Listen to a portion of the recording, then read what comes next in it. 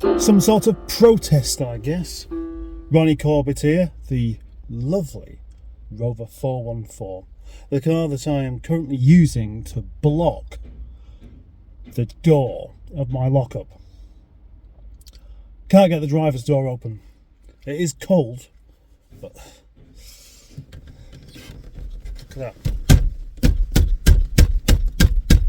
Not only can I not get this door open from the inside or the outside, and I've had to climb through the passenger side, I can't move it either because ignition on, turn the key, nothing.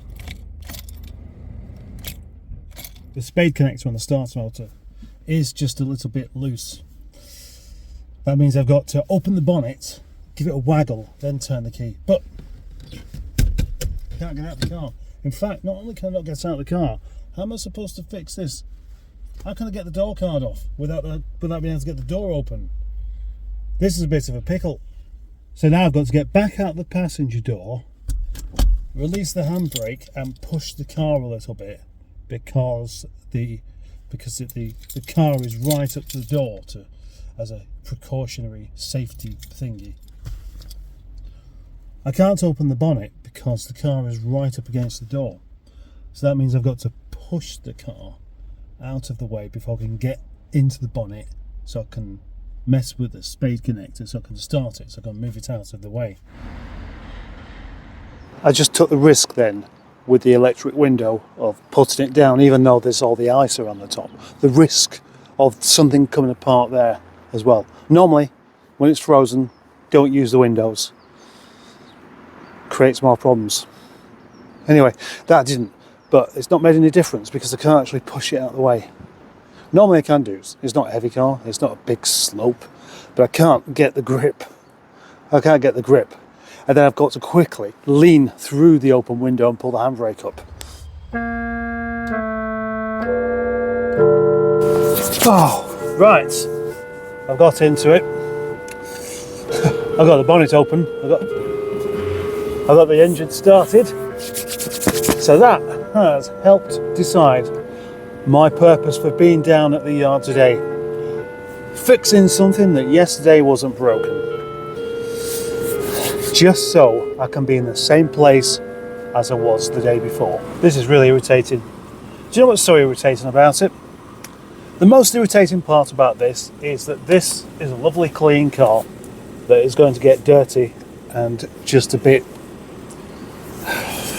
damaged. Because now, until I sort that out, I've got to resort to clambering over. I was about to put this car up for sale and I thought, maybe I should just do something about that headlining. Not actually fix it, but just tuck it back in where it's come out. That's the least of my concerns today.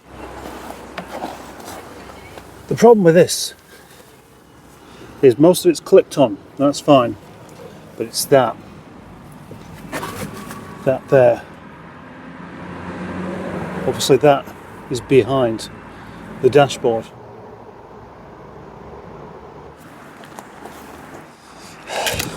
Can't get any water. The taps are frozen. So today, so far, couldn't get the car going, couldn't get into the car, now I can't even have a cup of tea. Need a solution. The garage. 20 minutes later, I have a cup of tea. And I've just done something really stupid. I just kicked something on the floor. I kicked that properly hard. It's like kicking a rock or a brick. Look.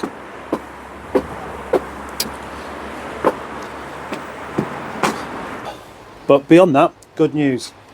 The door's opening now. Look. It's doing as it should do. Why was it so stuck? It could only really have been the latch itself. Ugh.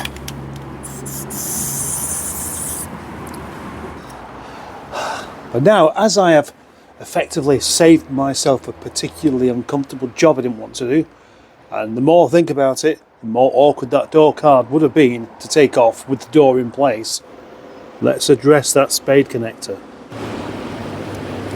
Seems to be a bit of a common problem with the K series starter motors. Easy enough to get to though, it's just down there, as we can see. What I'm going to do then is just unplug it, give the end a bit of a squeeze so it gets a slightly better connection, and put it back on. That's it. And it's lucky that there's not really anything in the way to get to it as well. That's the second time I've done something stupid today. Not only have I kicked a chunk of ice on the floor, but I thought I'd clean up the connector with this. And as you get scrubbing away there, made a connection. Managed to short the starter motor with this.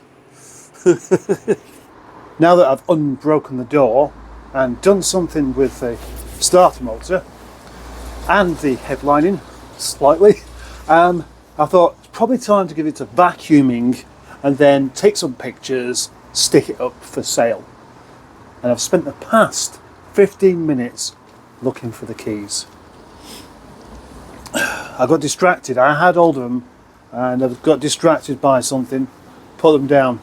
And the worst thing is there is actually only one key for this car. And that's where I found them. Yeah, in the ignition where I left them. For a long time now, I've suspected that maybe the yard is actually just ever so slightly haunted. Haunted by the ghost of putting things into different places. And come on, let's get on with this instead. This is the section of the video where traditionally the microphone stops working. And on this instance, we have exactly that. So I'm talking about the wheels, I'm talking about the interior of the car, I'm talking about closing the door again and wandering off into the snow and looking at the vacuum cleaner.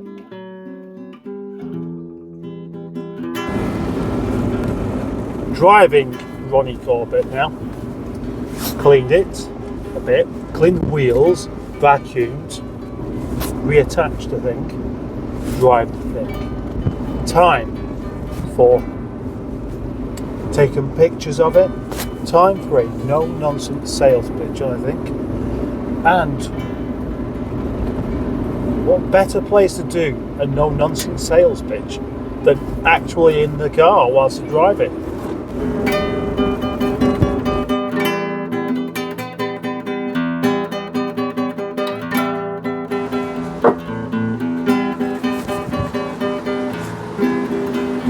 Hello and welcome to this new video from Project Nigel, where I can start to feel that work can again begin because the cold is starting to lift.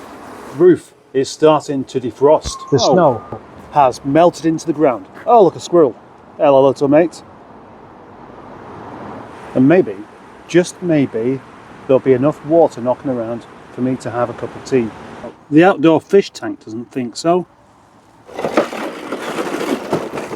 It's still cold, but it is at least a couple of degrees above freezing, which means that I can start to move my face a bit better and also liquids start to defrost. Only just about though. The person in charge of the weather has decided that we've had enough snow and that there will not be any more for at least a week. That's according to the weather forecast. So that means I have at least a week where I can do stuff.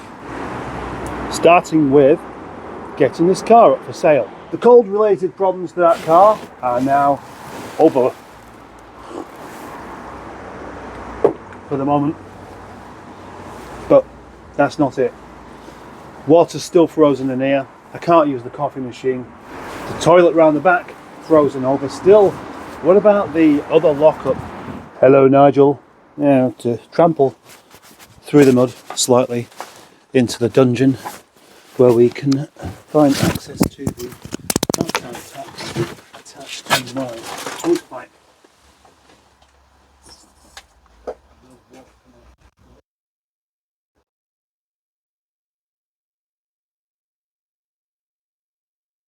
Oh dear, no sound on that part. I plan on using this car for the next few days because it's going to go up for sale and I won't regret selling it, but I might miss it a bit. I will miss its lovely Hawaiian blue paint. I'll miss its fantastic heater. I'll miss its wonderfully smooth K-Series engine. And now I have got around that problem with the starter not engaging due to the spade connector.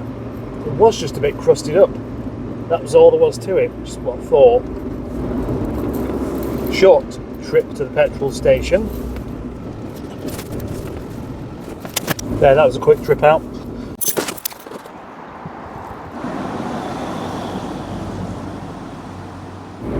Maybe tomorrow then things will work out fine. Tomorrow there will have been a whole day's worth of temperatures above zero, which means that the water will start to flow freely. And that will help. I can wash my car. I can have more than one cup of tea. I can move around without having to risk falling over to create the energy to warm up so I can move around, so I can stay at work. When your way of getting warmed up is to move around lots, but that is somewhat spoilt by the fact you could easily slip and fall on your arse, then that's when you know it's time to go home. Not all work is done at work though. Some work can be done at home. In fact, it often is. One of the reasons for taking this car home is that I can do the adverts and then wait near the car should anybody want to come along and view it, like tonight. That seems a bit daft because I'm only 2 miles away from work anyway, but at least I know it's freed up, it's not frozen, and I can smell chips. I want chips now. I shouldn't eat chips. Many of my lovely commenters have come to the conclusion that I should delve a bit further into cars I don't like. That's a good point. It's something I've been thinking about. When I sell this car, I'm sure that what I need to do is get another car really that I can just sell straight on. But I want to make sure it's something I don't like and I won't form any kind of attachment to. I'll just want to sell it straight on. Straight after doing a review of it, of course. Yeah, maybe that's the future. Don't really do anything specialised at all. Just buy, review, sell. Buy, review, sell. Buy, review, sell. Buy, review, sell. I think I've got it. My mistake has always been somehow, because I'm buying stuff that I have an interest in, I'll buy stuff that needs work. And then I don't really have time to do all the work, or I don't have the tools, or I can't find the parts, or I can't do the job, or what have you. What I really need to do is just buy things that don't need fixing, but are being sold by someone who's just desperate to get rid because they don't need it. You know, like when they bought a new car, or when they've done a part exchange.